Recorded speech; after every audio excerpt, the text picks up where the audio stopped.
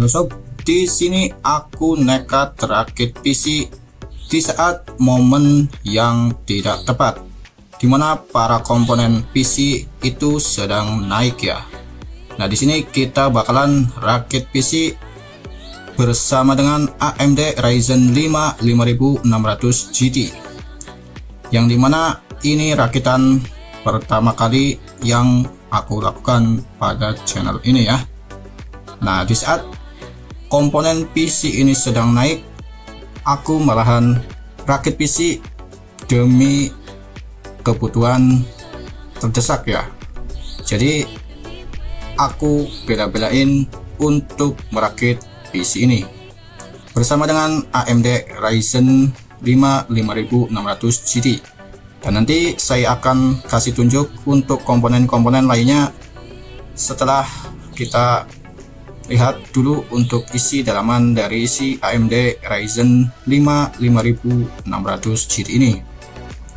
Di sini kita dapatkan si prosesornya ya. Yang pasti ini adalah baru, yaitu prosesor AMD Ryzen 5 5600 GT versi box ya. Nah, ini untuk prosesornya, dan selanjutnya ini adalah si fan CPU-nya ya, atau coolernya ya, CPU cooler dari si AMD bawaannya. Di sini cukup lumayan mahal banget untuk rakitan kali ini karena komponen sedang pada naik. Jadi saya nekat untuk rakit PC kali ini ya. Nanti di belakang saya akan tunjukin rakitnya ya, bagaimana cara rakitnya ya. Kayak di sini untuk prosesornya seperti ini. Nah, di sini untuk komponen yang kedua adalah kita menggunakan Gigabyte P550M DS3H.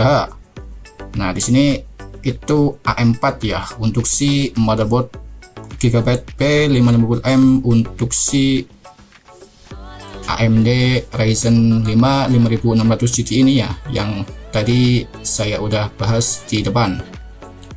Ini menggunakan AM4 ya, cocok dengan si Ryzen tadi. Ini cukup bagus di harga kelas menengah ya, dengan garansi 3 tahun. Dan di sini ada spesifikasi lengkapnya dari si motherboard P550M DS3H dari si Gigabyte. Ada si NVMe dan ada slot RAM 4 biji ya. Untuk slot RAM-nya pada si motherboard Gigabyte P550M DS3H dengan garansi 3 tahun ya, 5000 series ini. Kemudian untuk RAM-nya saya gunakan RAM XPG Gaming D35 di 8GB kali 2 ya, yaitu 16GB. Ini XPG Gaming ini lumayan bagus di kalangan rakit PC menengah ya. Lumayan cocok lah buat DDR4 di tahun 2026 ini ya. Masih bisa dibilang ini masih bisa digunakan sih, meskipun sudah ada DDR5 ya.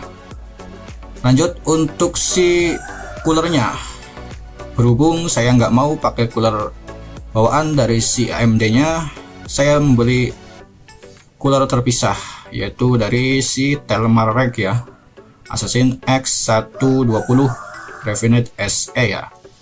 Di sini kita dapatkan mountingnya ya, atau sebagai pengaitnya nanti di saat kita mau rakit PC-nya nanti ya. Nah, nanti di belakang ini juga kita bakal pasang ya. Nah, di sini ada tulisan AMD ya. Untuk si pengaitnya nih ada AM4 atau AM5 ya. Ini cocok ya untuk cooler CPU ini ya. Dan juga untuk Intel juga ada, kita bisa pakai di Intel L700 ya, atau i700 ya. Untuk Intelnya di versi L700. Nah, ini untuk si Intel ya, si mounting hitam itu.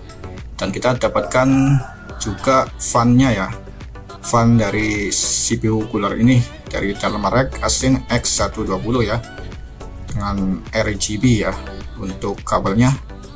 Nah, ini untuk heatsinknya ya, Ini tema putih, jadi saya pilih yang warna putih. Nah, ini untuk si heatsinknya ya. Nah, ada 6 pipa ya untuk aliran udaranya ya. Ada 4 dan 4, berarti sirkulasi udaranya lumayan bagus untuk si CPU cooler ini. Oke, lanjut ke komponen berikutnya, yaitu di sini ada yang namanya Lexar ya.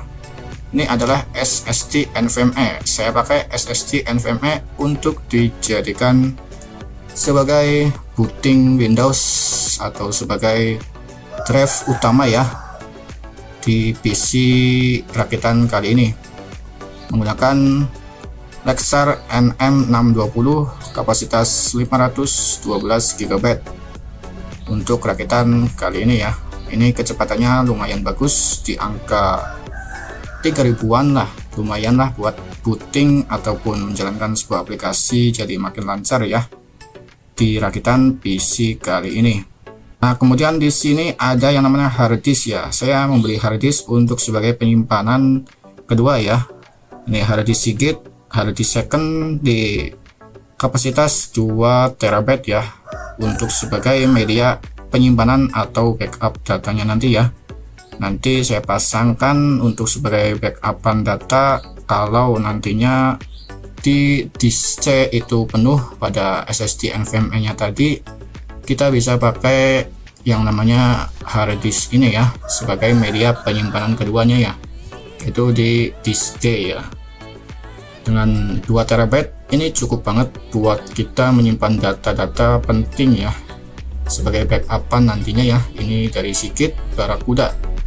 Saya beli second ya. Ini untuk kualitasnya juga lumayan bagus dari hard disknya, cocok banget lah buat kalian yang ingin membeli hard disk ini ya. Nah, seperti ini penampakannya. Lalu kemudian untuk si power supply-nya nih. Untuk power supply-nya ini saya beli yaitu dari si XPG ya. Yaitu ini dia penampakannya dari si XPG Pylon. XPG Pylon 650 watt. Nah, seperti ini untuk penampakannya ya, untuk XPG Pylon 650 watt bronze. Saya beli karena ini lumayan terjangkau harganya dikala komponen pada naik.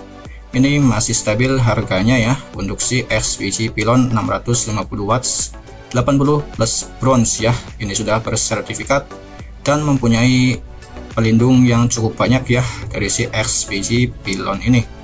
Nah, lumayan lah buat rakitan PC kali ini pada kelas menengah ya. Nah, untuk bagian boxnya seperti ini ya. Lanjut untuk komponen berikutnya yaitu casing PC nya tentunya. Nah, karena ini sebagai rumah nantinya untuk rakitan PC kali ini ya, jadi saya beli untuk casing PC nya dari NYK ya, NYK Nemesis T55 Archies ya. Di sini gue buka dulu untuk si dashboardnya untuk melihat si casing PC nya ya. Casing PC nya kita beli ya. Nah, itu dia untuk penampakan dalamannya ya. Karena ini temanya putih, jadi saya beli putih-putih semua ya, terkecuali tadi si PSU nya nggak putih. Nah, ini untuk si casing PC nya ya. Seperti ini untuk penampakan dari casing PC nya ya, dari NYK Nemesis T55 Archies. Ini untuk harganya sih lumayan terjangkau, dan untuk kapasitas dari si casing PC ini yaitu di ATX mini ATX bisa ya. Jadi ini fleksibel untuk kita rakit di motherboard apapun ya, untuk ukuran dari motherboardnya. Dan ini ada 2 kali HDD, 2 kali SSD, dan kita bisa nambahin fan sendiri ya di belakang. Nah, untuk fan depannya kita sudah diberikan gratis 3 ya. Untuk fan depannya tentunya ini sudah RGB dari fannya. Jadi ini enak banget lah, sudah ada 3 fan di depan. Jadi kita cuma nambahin untuk di belakang, di atas ya. Kita bisa taruh cooler di atas juga ya. Untuk air coolernya di atas kita bisa pasang ya. ataupun di bawah. Nah, untuk letak dari PSU nya juga ini sudah ada di bawah ya, jadi aman banget untuk posisi di bawah. Ada yang namanya back panel di belakang, dan di atasnya ada juga USB ya, dan colokan jack audio ya untuk mic ataupun headset ya. 3 USB 2.0, 2 dan 1 3.0 ya. Ini sirkulasi udaranya juga cukup bagus dari casing ini. Oke, lanjut. Yang terakhir untuk komponen selanjutnya yaitu adalah si fan casing dari NYK juga, Nemesis. Ini cocok buat kita taruh di belakang nanti ya, untuk rakitan PC kali ini. Nah, nanti untuk habis ini kita bakal langsung rakit saja untuk si rakitan PC kali ini ya, dengan tema putih. Dan kita bakal nanti tes untuk booting maupun untuk editing ringan di Adobe Premiere Pro ya, karena tidak bisa untuk tes gaming berhubung ini tidak ada VGA, jadinya kita tes untuk booting dan editing ringan di Adobe Premiere Pro ya, karena kita nggak ada VGA nya, jadi kita pakai seadanya dulu ya untuk rakitan kali ini. Jadi inilah dia penampakan dari fan casingnya untuk kita taruh di belakang. Ini juga sudah RGB ya, jadi kita ada lampunya ya untuk si fan casing ini dari NYK Nemesis juga. Oke, ini anak kabel molek ya, pakainya kabel molek ya, bukan ARGB ya, tapi ini RGB saja. Oke, kita lanjut untuk rakit PC nya. Pertama-tama kita pasangkan terlebih dahulu untuk si prosesornya ke dalam motherboard. Pastikan untuk posisinya itu pas ya dengan yang ada di dalam motherboard ini, jangan sampai goyang, dan pastikan juga kencang ya untuk si prosesornya, lalu dikunci dengan pengait yang ada di motherboardnya seperti ini. Kemudian selanjutnya kita pasangkan RAM-nya ya ke dalam motherboardnya. Jangan sampai salah juga untuk si RAM-nya, pastikan untuk klik dari si RAM-nya ini berbunyi ya, karena kalau kita tidak klik itu pasti masih belum kencang di dalam motherboardnya. Harap pastikan kencang ya untuk si RAM-nya ini ya, agar bisa connect nantinya. Di sini saya copot dulu untuk si pengait dari fan prosesor bawaan dari motherboardnya, karena ini bawaan dari motherboard untuk si fan prosesor dari AMD Ryzen-nya ya, bawaannya ya. Jadi akan saya copot dulu untuk kita pasangkan fan prosesor yang terpisah ya, seperti thermal rack-nya ya nantinya. Oke, sebelum saya pasangkan untuk si fan prosesor terpisahnya, saya pasangkan dulu untuk pengait atau pengaman dari si prosesornya, agar nantinya ketika kita repasta itu prosesornya tidak lengket pada fan prosesor yang terpisah itu ya. Jadi ini sebagai solusi agar aman dan tidak ikutan tertarik.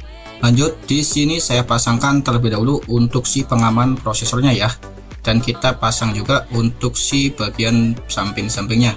Kita baut terlebih dahulu agar si pengaman ini tetap aman dan tetap melindungi si prosesornya nantinya ya, ketika kita mau repasta ulang dari si prosesornya. Jadi ini aman banget buat kita pakai solusi ini ya, agar nantinya tidak ikutan tertarik pada fan prosesor terpisahnya. Seperti itulah penampakannya.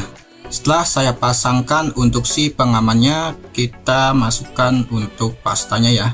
Di sini saya menggunakan pasta ini untuk sebagai pendinginnya ya. Dan di sini kita akan olesin ke dalam prosesornya untuk si pasta ini. Jangan lupa kalian sebarkan untuk si pasta ini agar merata ya, agar tidak sirkuit pada si prosesornya nanti dan tetap dingin ya. Setelah saya olesin si pastanya ke dalam prosesor, kita pasang untuk si heatsink dari fan prosesornya ini terlebih dahulu ya, sebelum kita pasang fannya ya ke dalam heatsink ini ya. Kita baut sampai kencang agar tidak goyang ya, dan bisa maksimal untuk menahan panas dari si prosesornya nanti. Oke, seperti inilah pemasangannya. Setelah kita pasangkan heatsinknya ke dalam motherboard, kita pasangkan juga si fannya ini ya. Kita menggunakan pengait kawat ini, lalu pasangkan ke dalam heatsinknya seperti ini. Kemudian untuk selanjutnya, setelah kita pasangkan si fannya, kita juga pasang kabelnya di LED CPU dan sysfan-nya ya. Nah, sysfan ini untuk pemutar dari fan-nya, dan untuk LED CPU itu untuk agar ada cahaya RGB-nya. Sebelum kita pasangkan motherboardnya, di sini saya sudah menyiapkan si fan casing terpisah ya. Fan casing belakang terpisah yang saya beli sendiri ya. Jadi bukan bawaan dari si casing PC Nemesis ini. Nah, di sini untuk sebagai udara keluar dari si casingnya nanti ya. Karena kalau tidak ada fan di belakang, nantinya akan terasa panas di dalam casing ini ya. Jadi ini untuk meminimalisir adanya panas yang berlebihan. Setelah kita pasangkan fan casing bagian belakang, lanjut kita pasang si bautnya ini ke dalam casingnya ya, sebagai dudukan motherboardnya nanti. Nah, di sini aku tambahin si washernya ke dalam bautnya untuk meminimalisir adanya konsleting dari aliran listrik ya, untuk sebagai peredam nantinya ya. Ini kasih washer yang berwarna merah di bautnya ini sebagai dudukan untuk si motherboardnya nanti. Oke, lanjut. Di sini kita pasang dulu si back panelnya ya, sebelum kita masukin si motherboardnya ke dalam casingnya ya. Kita paskan dulu untuk back panelnya agar tersinkron dengan apa yang ada di dalam port motherboardnya ya. Kita pasang back panelnya dulu ya, paskan dan kencangkan ya. Nantinya kita sesuaikan dengan apa yang ada di motherboardnya nanti ya, untuk si back panelnya. Kemudian di sini aku pasang motherboardnya ke dalam casing ya. Nah, kita paskan dulu untuk motherboardnya ke dalam lubang pada baut dudukannya ya, agar ini kencang dan pas pada back panelnya juga ya. Jadi ini pastikan untuk paskan terlebih dahulu ke lubang dudukannya dan juga back panelnya agar tidak keliru ya. Dan kita kencangkan bautnya satu persatu pada motherboard dan paskan juga pada lubang dudukannya. Lanjut, di sini kita pasang untuk si PSU-nya ya ke dalam casingnya ya. Nah, kita paskan lubang bautnya di dalam casing PC ini. Oke, kita baut untuk si PSU-nya agar tidak goyang dan tidak lepas ya. Pastikan kencang dan pas pada lubangnya ya. Jangan lupa kalian juga pakai washer untuk sebagai penghantar listriknya agar tidak konsleting. Nah, seperti inilah hasil akhirnya untuk di dalam casing ya. Jangan lupa untuk kabelnya selalu pas diterapin ke dalam 8 pin, 4 pin, kabel SATA, kabel fan dan yang lainnya ya. Seperti inilah penampakannya sebelum kita tutup. Oke, di sini step terakhir kita pasangkan untuk si penutup dari casingnya ya. Kita baut si penutup ini, yaitu penutup kaca ini ya, yang transparan, kita baut ke dalam casingnya ya. Nantinya kita bakal coba untuk tes booting dan tes editing ringan di Adobe Premiere Pro ya, untuk di bagian belakang nanti ya. Jadi simak terus sampai habis videonya. Oke, kencangkan dulu sampai kencang dan seperti inilah penampakannya. Sebelum gue mulai pengujiannya, di sini gue informasikan terlebih dahulu setting yang digunakan pada rakitan PC kali ini. RAM di sini sudah diaktifkan SMP-nya pada kecepatan 3200 MHz dengan konfigurasi dual channel, dan untuk grafis internalnya yaitu di iGPU dialokasikan sebesar 4 GB melalui BIOS. Selain itu tidak ada overclock tambahan pada rakitan PC kali ini. Nah, pada video ini gue akan melakukan dua pengujian ringan, yaitu tes booting Windows dan tes rendering ringan menggunakan Adobe Premiere Pro. Untuk pengujian booting saya menggunakan software yang bernama Boot Racer. Nah, ini untuk softwarenya. Nah, di sini untuk mengukur waktu startup Windows hingga masuk ke desktop dan siap digunakan. Ini softwarenya ya. Setelah itu gue akan melakukan tes editing ringan di Adobe Premiere Pro ya. Nah, ini Adobe Premiere Pro. Dengan membuka project sederhana, melakukan playback timeline, lalu ekspor video berdurasi pendek. Selama proses rendering berlangsung, gue bakal memantau performanya menggunakan MSI Afterburner ini ya. Nah, untuk melihat penggunaan CPU, suhu, serta performa iGPU secara real time. Nah, pengujian ini mensimulasikan penggunaan editing ringan 1080 pixel tanpa VGA tambahan, sehingga bisa menjadi gambaran performa untuk kebutuhan editing harian. Nah, langsung saja kita mulai dari tes yang pertama dulu, yaitu booting. Nah, di sini sudah mulai merestart ya. Untuk kita tes booting yang pertama ya, pengujian pertama, kita bakal mendapatkan skor berapa ya untuk booting kali ini. Kira-kira bisa menyentuh berapa detik dalam proses booting pada rakitan PC kali ini. Oke, tunggu sebentar, ini masih loading dari menu restart tadi ya. Nah, di sini sudah masuk ke dalam Gigabyte ya. Insight on Ultra Durability. Nah, ini masih loading ya, menuju ke layar utama Windows ya. Oke, di sini sudah mulai masuk. Nah, ini bagian profilnya. Oke sob, di sini sudah muncul ya untuk tes pengujian bootingnya ya. Untuk tes yang pertama pada rakitan PC kali ini. Di sini menunjukkan Windows boot di 15 detik. Sedangkan untuk ke desktopnya itu 24 detik. Totalnya yaitu di 39,625 second. Artinya untuk proses booting ini berada di 40 detikan ya di rakitan PC kali ini. Oke, kita lanjut untuk tes kedua, yaitu tes editing ringan pada Adobe Premiere Pro.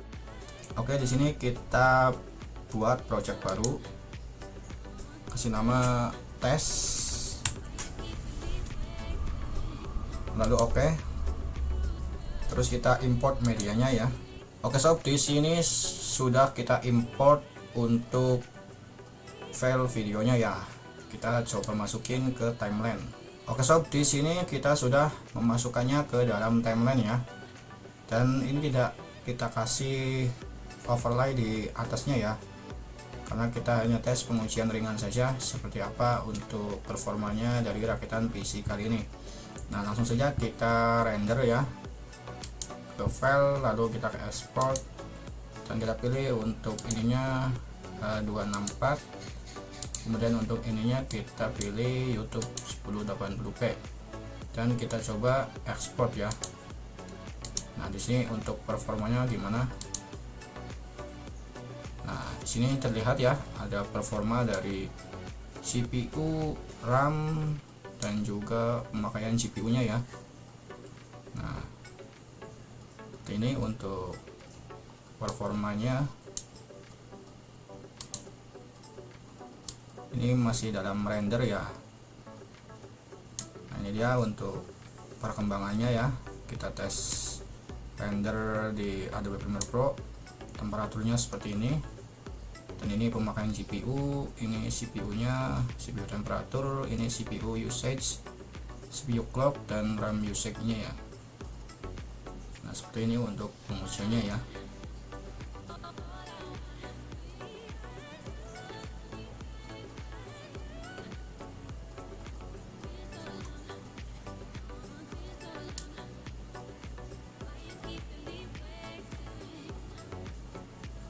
Sini untuk rendernya sudah selesai ya. Nah, di sini untuk hasilnya.